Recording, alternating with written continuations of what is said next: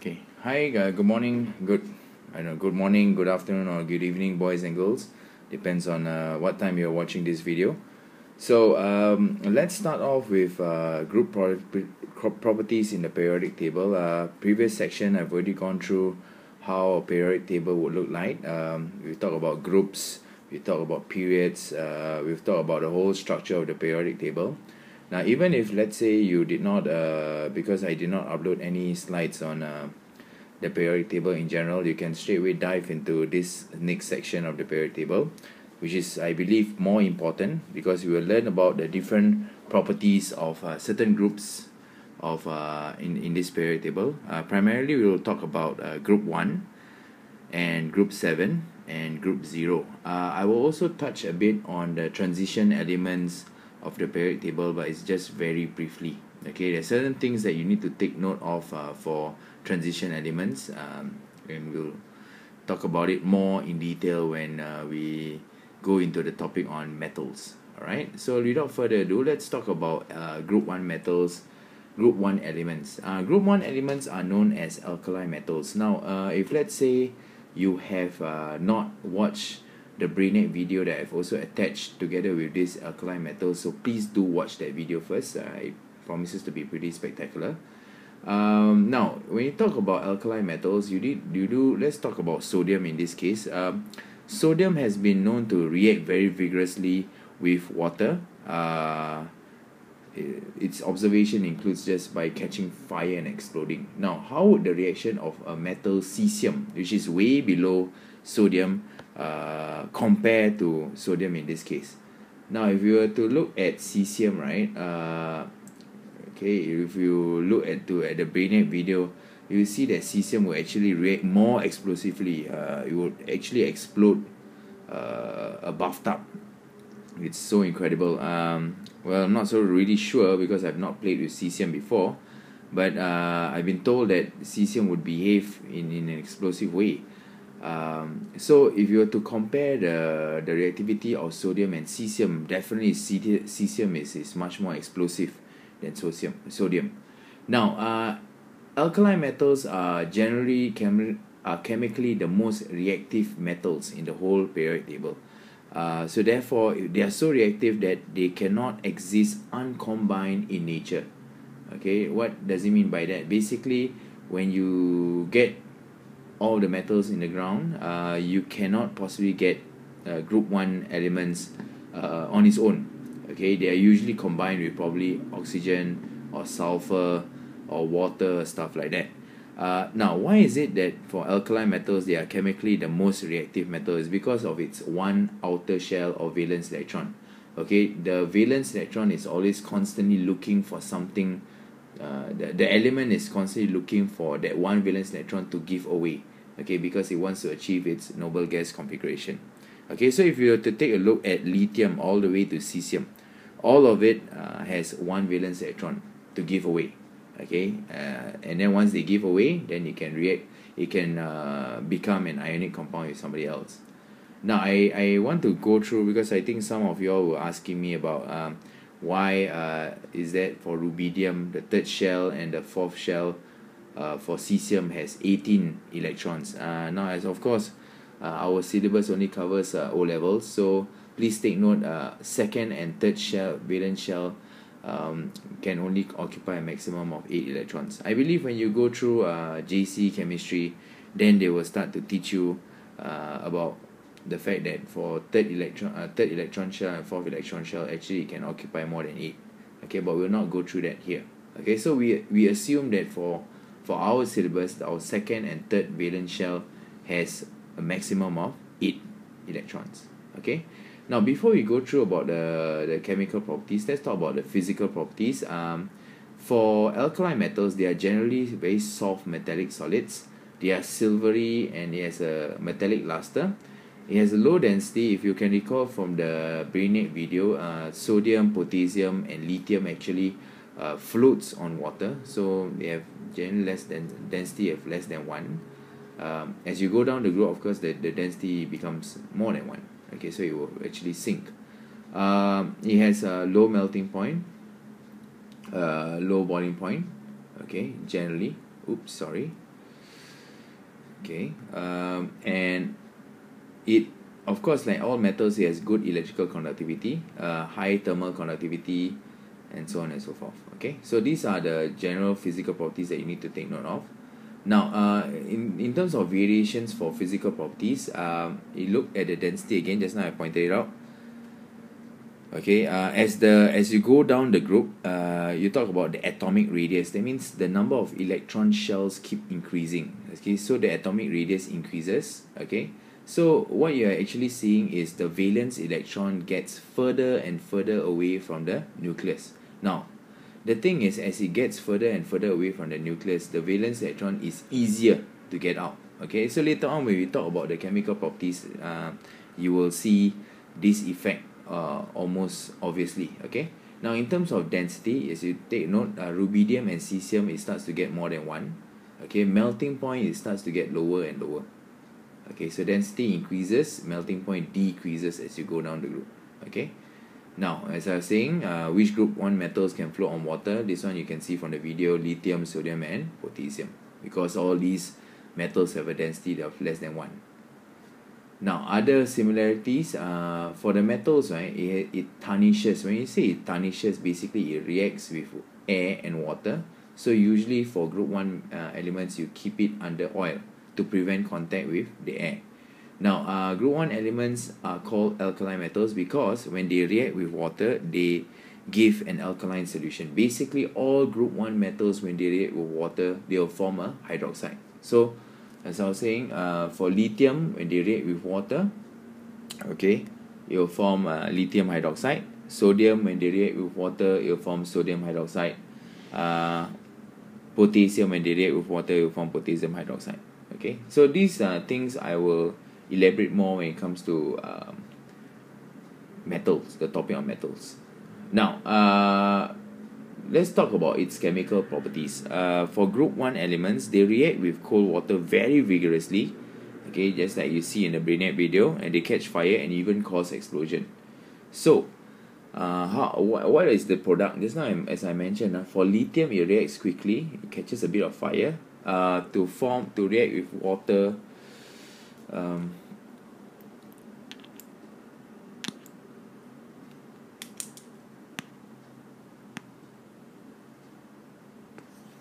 Okay, they react with water to form lithium hydroxide and hydrogen gas. Now, lithium hydroxide is the one that is alkaline in nature. Okay, plus hydrogen gas. So that's where you can see that the hydrogen gas is actually very flammable. Sodium will react quickly and catches fire and sometimes explode. Okay, so again, the product that you see is sodium hydroxide and hydrogen gas. For potassium, it will have an extremely fast reaction, catch fire and then explode. Again, the product is potassium hydroxide and hydrogen gas. So as you look, the common product here is hydrogen gas as well as the alkaline. So it depends on the metal. So if you have alkaline lithium metal, then obviously your alkaline will be lithium hydroxide. If your metal is sodium, then it will be sodium hydroxide. If it's potassium, then the alkaline will be potassium hydroxide. Okay, so you would see the similarity there. Okay, now of course when they form ionic compounds, all group 1 metals will form ionic compounds and they will form ions with a charge of +1 because they are in group 1. So if you look at it, chloride, all of them will have LiCl, NaCl, KCl. Nitrate, then will form LiNO3, NaNO3, so on and so forth. For sulfate, okay, it will form Li2SO4, Na2SO4, K2SO4. So they have similar chemical formulae. Okay. Now reactivity trend, as we discussed earlier, they become more reactive down the group. Okay, so from lithium all the way to potassium, it becomes more reactive. Now, why is it? Okay, I just want to elaborate a bit on this. So can you please take down on your notes? They become more reactive because the valence electrons, as you go down the group, okay, remember just now we talked about the atomic radius. Okay, now please take note, as you go down the group for alkaline metals, you are adding more shells. Now when you're adding more shells to it, what happens is the distance between the valence electron and the nucleus starts to increase. Now you imagine if the distance between the valence electron and the nucleus starts increasing, is it easier for the valence electron to escape? The answer is yes, of course. Alright, the valence electron now is further away from the nucleus. It starts to get easier to get away from the whole atom. So as you go down the group, the valence electron starts to get easier to react. That's why as you go down the group for alkali metals, it becomes more reactive. Okay, so you just imagine that explanation, and I'm very sure you'll be fine with it. Okay, if let's say you need more clarification on that, come and see me, and then we can talk more about it. Okay, with that, we are done with alkali metals. Alright, now let's talk about group 7 elements. Let's talk about the other end of the spectrum. Group 7 elements is what they call the halogens. Now, halogens, basically, okay, they have, of course, when you talk about all the group 7 elements, they have similar properties.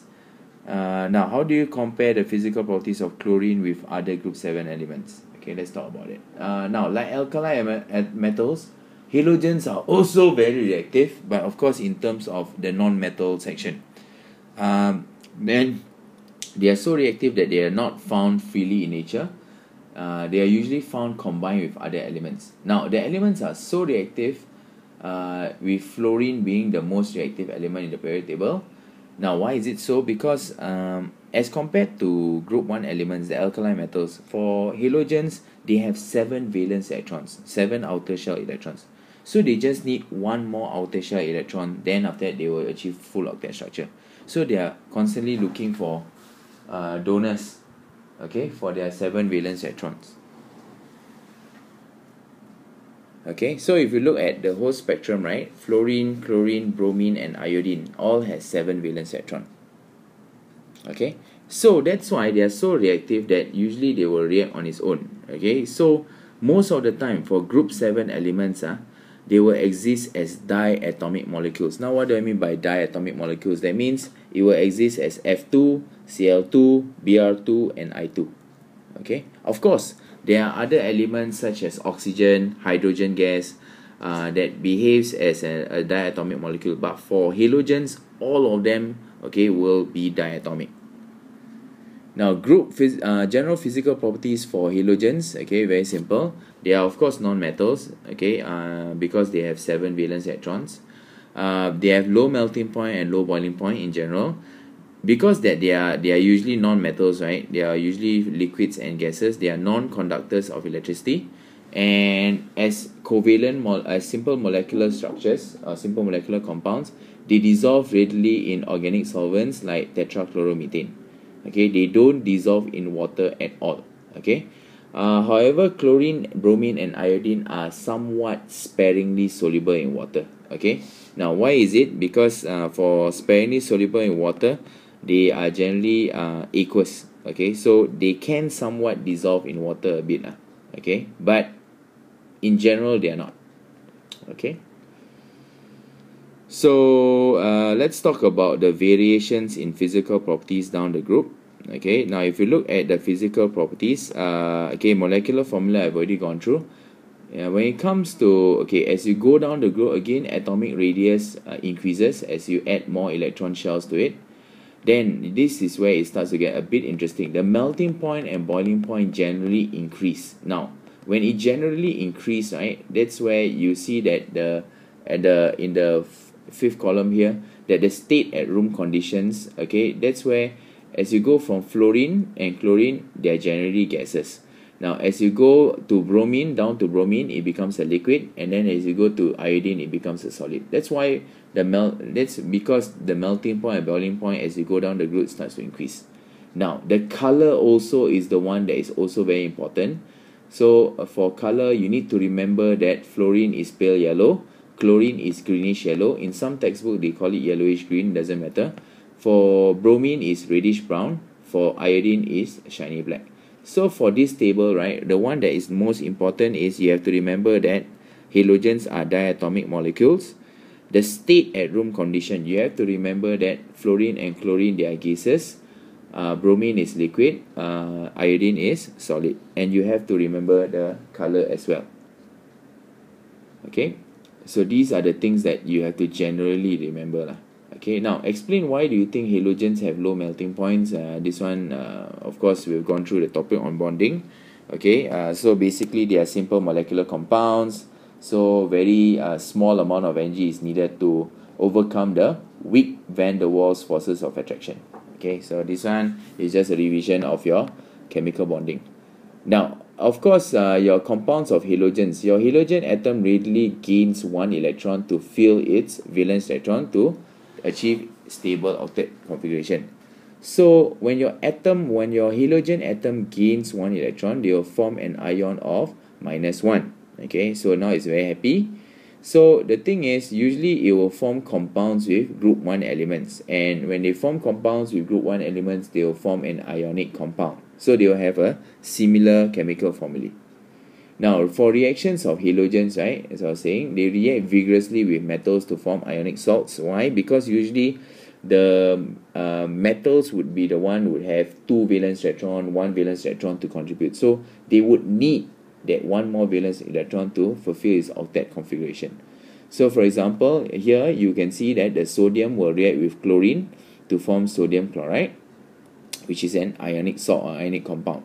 Now, as it goes down the group, okay, when you compare it to group 1 metals, for halogens, they become less reactive.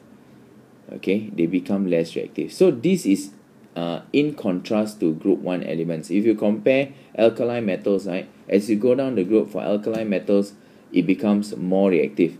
For halogens, is the opposite. Okay, as you go from fluorine, chlorine, bromine to iodine to astatine, okay, it becomes less reactive. Okay, now why is it? Because now, right, for halogens, it has 7 valence electrons. So when it has 7 valence electrons, as the shell gets bigger, okay, it is harder for it to add on to the atom. Okay, so it is generally opposite. For alkali metals, if you can recall, as the shell gets, as more electron shells, the atom gets bigger. Okay, that valence electron is looking to get away, so it is easier to get away.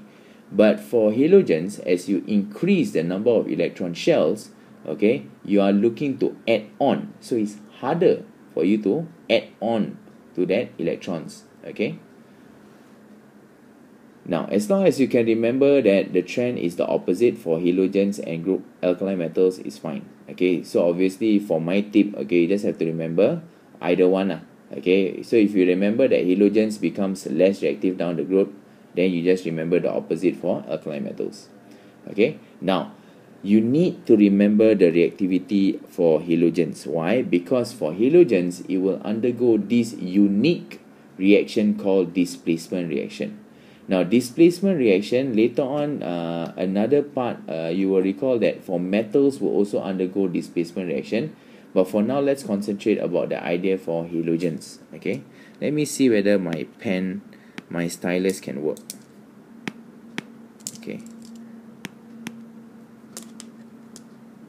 Oh, yes, it can.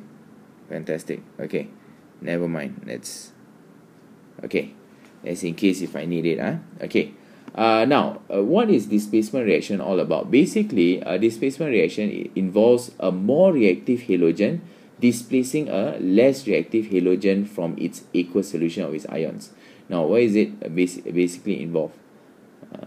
Okay, let's have chlorine and potassium iodide. Now, basically, if you look at chlorine and potassium iodide, okay, you will actually see that the okay, let's hold on for a while. Okay, when you have chlorine and then potassium iodide. Now, the thing is, you don't look at the potassium, you just focus on the iodine. Okay, the chlorine will basically, because you compare the chlorine and the iodide, right? The chlorine, because it is on top of the iodide, it will kick out the iodide and it will form potassium chloride, and then the iodine will form a diatomic molecule of its own. Okay, like this. Okay, so when you compare the chlorine, you don't compare the potassium because potassium is in a different group. You compare with the iodide, and basically the chlorine will kick out the iodide to form a compound with potassium, form potassium chloride, and then the iodine will exist on its own. Okay, so that's about it. It's very easy. So you just have to look at the potassium iodide and you have to just compare lah. Okay, so if I were to play the animation, okay, let's see if we can. Okay, I can't get the animation going. Okay, never mind. Okay, so that's about it. So basically, for this displacement reaction, when you have chlorine and potassium iodide, the chlorine will kick off the iodide to form potassium chloride and iodine. Okay, now let's have other examples. So let's say when you have bromine, okay, plus KCl. Okay, do you think there is any reaction? Okay, now let's compare bromine and Cl and chloride. Which one is on top of the other? Now if you were to look at the periodic table, bromine is below chlorine. Okay, so is it possible for bromine to kick out chloride in this case? The answer is no. So when it is no, that means there is no reaction. Okay, so imagine you have to just compare with the halogen that is trying to kick out. If the halogen in this case is chlorine, okay, then potassium iodide. Okay, chlorine can kick out the iodide, then it will form potassium chloride. Now in my negative example, if the bromine cannot kick out the chloride, then they will have a no reaction. Now remember just now I was talking about, I told you all that basically what do you call this, you need to remember the color. Okay, this is where the color is also extra important. Let me erase this part again. Okay, now why is it that it is important? Okay, so let's say for example, when you have chlorine and potassium iodide. Now potassium iodide is colorless, no color. Okay, chlorine is yellow green. Okay, yellowish green. So when it forms the potassium chloride is also no color. Okay, but what is the color that you see after the reaction? You will see that it is black. Okay, so you will see that for displacement reaction, and how do you know whether the color proceeds? Basically, the iodine will be black in color.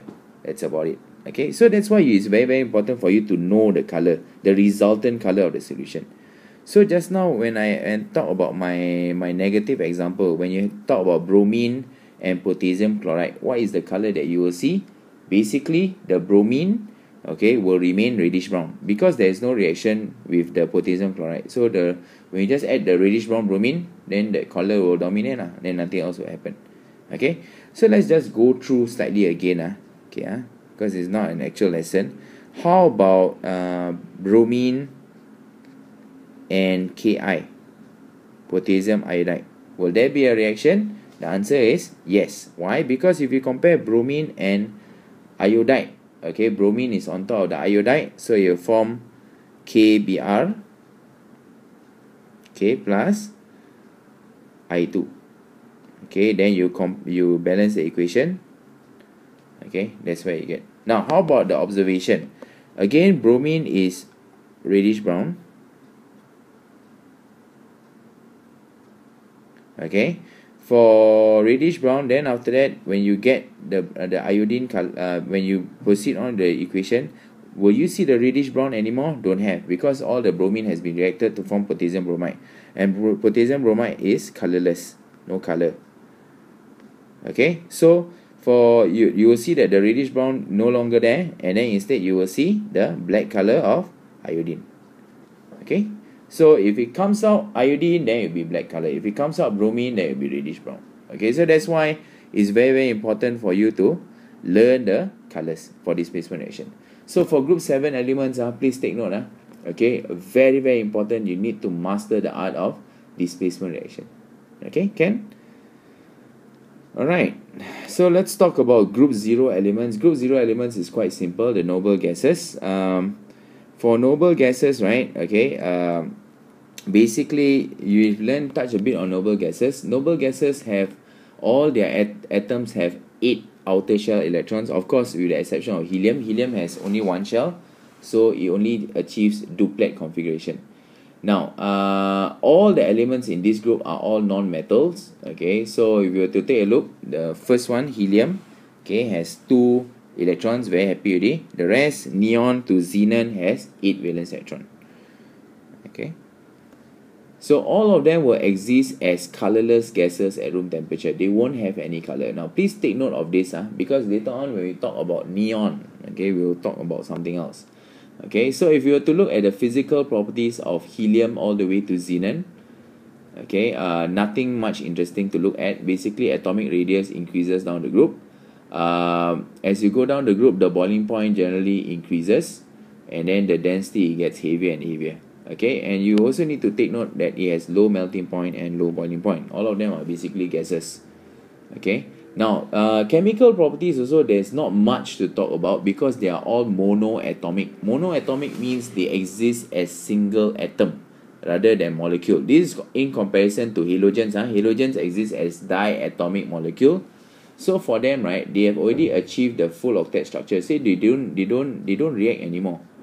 Okay, so the atoms are characterized by the fact that it has completely filled electron shells, and their atoms possess such a stable configuration that it is unreactive. It cannot react with anything. It doesn't transfer electrons. It doesn't share electrons. Basically, they are forever alone.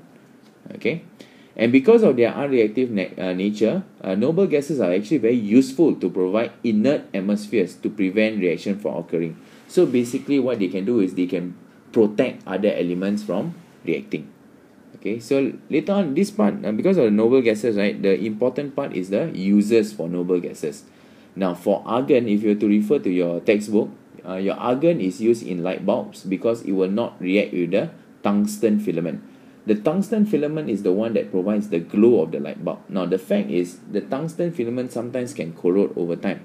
So what do? You use argon to surround it in the light bulb, and then after that the tungsten can last longer.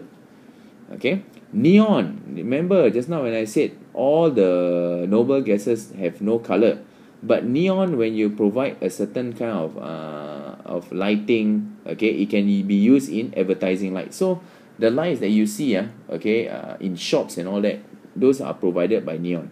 Okay, you don't need to know how it provides the lights. Okay, you just need to know that neon is used in advertising lightings. For helium, is used in small balloons in modern airships because of its low density. Last time we used to use hydrogen gas, but we realized that hydrogen gas is very flammable. You use hydrogen gas, the balloons will explode. So helium, because it's unreactive and because it's also relatively light, okay, we use it for hot air balloon. Okay, so that's about it for noble gases. Alright, so basically that's it for the topic. But if you were to look at your textbook, right, okay, there's one more topic on transition elements. Now please read through the characteristics for transition elements, transition metals. Now if you were to look at transition metals, let's just take about 2 or 3 minutes to go through briefly. Transition metals have the unique thing about transition metals is, number one, it has variable valence electrons. If you were to look at your periodic table, the transition metal block does not have a group number. Okay, now because it does not have a group number, you cannot tell what is its charge, correct?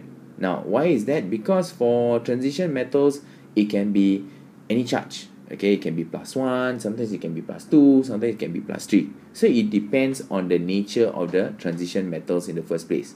Now I think I brought up this matter. How do you know the charges of transition metals? Usually it will look at the bracket. So for example, like copper 2+, okay, how do you know it's 2+? Sometimes they'll say copper 2 sulfate.